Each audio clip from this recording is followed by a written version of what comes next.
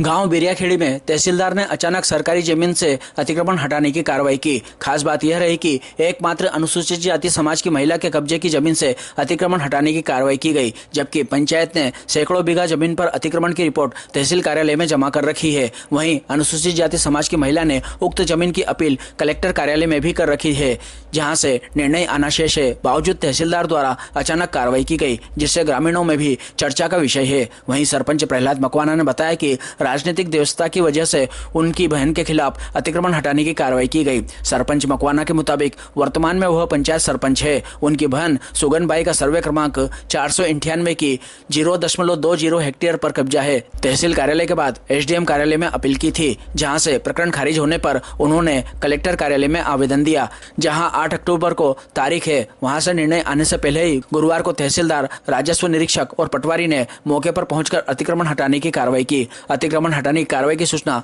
अतिक्रमणकर्ता पंचायत जमीन की चतुर्सीमा के मालिक को भी नहीं की। ग्रामीणों से उन्हें सूचना मिली तो वह मौके पर पहुंचे, जहां तहसीलदार और प्रशासनिक अमले ने सर्वे क्रमांक 498 के सर्वे क्रमांक की 0.37 हेक्टेयर में से 0.20 हेक्टेयर का अतिक्रमण निकला, जबकि 0.17 हेक्टेयर पर अन्य के कब्जे को दरकिनार कर दिया गया। मकवाना के मुताबिक राजनीतिक द्वेषता के चलते उनकी बहन पर अतिक्रमण की कार्रवाई की गई। कलेक्टर कार्यालय में प्रचलित प्रकरण में इस मामले की शिकायत की जाएगी। अतिक्रमण की जो कार्रवाई हुई ये 498 में हुई और 498 जबकि मेरे पास मेरे विरुद्ध हुई है। मैं एक सरपंच होने के राजनीति का शिकार हुआ, जबकि मेरे आसपास भी कोई ज़मीन नहीं है। ये 452 जो नंबर है ये नारायण सिंह पिता उदय सिंह जी के नाम है, उधर लहरी डॉक्टर विनोद लहरी के नाम है, और आगे उसके ये चारों सीमा जो 498 के विरुद्ध में ये आधा बीघा दिख रहा जो तहसीलदार साहब पोल गाड़ के गए हैं, आधा बीघा जमीन। तो एक पक्षी कार्रवाई एक हरिजन महिला होने के नाते उसका था अतिक्रमण, ना बल्कि उसके नाम अतिक्रमण रिपोर्ट बनाई गई, ना उसका कोई उल्लेख किया गया। तहसीलदार साहब आए और सरपंच के विरुद्ध कार्रवाई अतिक्रमण हटाने की करके गए, जबकि ये सरासर गलत है। मेरा अतिक्रमण रिपोर्ट बनाई थी तो मैंने तहसीलदार साहब के मुझे पता चला पेपरों के माध्यम से कि अतिक्रमण, मैंने एसडीएम साहब की अपील करी। एसडीएम साहब ने यथावत उसको रखा और यथावत रखने के बाद मैंने जब उसको खारिज किया तो मैंने उसको कलेक्टेड कोर्ट में चल रहा है और मैं वो तारीख पे भी गया था। अगली तारीख, आगामी तारीख 8 तारीख लगी है मुझे, 8-10। तो जो वहाँ से कलेक्टर के यहाँ से फैसला आएगा वो मान्य होना चाहिए, ना बल्कि शिकायत करता। राजनीतिक में तो करते ही रहते।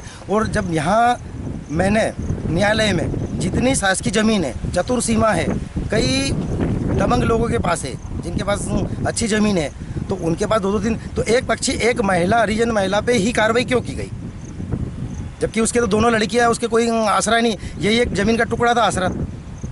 कितने जमीन पे अतिक्रमण बताया उन्होंने मतलब 0.2 पे बताया, जबकि ये 37 आरा ज़मीन है टोटल। अगर 17 आरा पे उनने मतलब अतिक्रमण दिखाया गया, तो 17 आरा ज़मीन अकेले पे कार्रवाई क्यों, जहाँ पूर्व सरपंच द्वारा मतलब 3-3 मकान अतिक्रमण करके गोचर भूमि में बना रखे, तो ये तो सरासर उन्हीं पे कार्रवाई होनी चाहिए। और वही लोग बार बार शिकायत कर रहे हैं। हाँ, आज अधिकारी जब आए तो क्या निर्देश देते हैं? जब मुझे कोई जानकारी नहीं थी, मुझे गाँवों के माध्यम से गाँव वालों की जानकारी ली। मैंने तहसीलदार से पूछा कि सर, जब मैंने इतने आपको आवेदन दे रखे हैं शासकीय ज़मीन चिन्हित करने के लिए, मैंने सूचना के दे तहसील में नहीं मिला, मैंने राज्य आयोग तक लगा रखी है, तो आपकी क्या मनसा है कि सिर्फ एक हरिजन महिला, अनुसूचित महिला पे ही कार्रवाई के लिए आप आए, तो और कार्रवाई के आपके विरुद्ध है? तो सर मैंने आसपास ज़मीन नहीं, मैंने इसको कलेक्टेड में लगा रखा है। आप अगर चिन्हित करिए जगह और देखिए, तो जब उन्होंने चिन्हित की तो आधा बीघा से कम ज़मीन उनकी निकली, तो जिनके पास कम से कम 150 बीघा ज़मीन सरकारी बिरियाखेड़ी के सीमांकन में, तो उन पे कार्रवाई क्यों नहीं हो रही? कार्रवाई सभी पे होनी चाहिए। यह मैंने कहा कि मेरी जो पारिवारिक में है तो वो छोड़ने के लिए तैयार है, आप कार्रवाई करिए। सीधे तौर पे बात की जाए तो आप क्या चाहते हैं प्रशासन से? प्रशासन चाहते हैं कि जो राजनीतिक लोग हैं ये मुझे झूठे मुकदमे में फंसाना चाह रहे हैं और आए दिन मुझे परेशान किया जा रहा है। पूर्व सरपंच और उप सरपंच के द्वारा मानसिक तनाव से मैं 2-2.5 साल से आए दिन झूठी शिकायत। मैं कोई निर्माण कार्य करता हूं तो मैं एक अनुसूचित जाति होने के नाते मैं कुछ कर नहीं पा रहा हूं। ये आए दिन झूठी शिकायत करते रहते हैं और मुझे परेशान और पैसे की मांग करते हैं, जबकि मैं इनको नहीं देना चाहता हूँ। मैं निर्माण कार्य में लगा हुआ।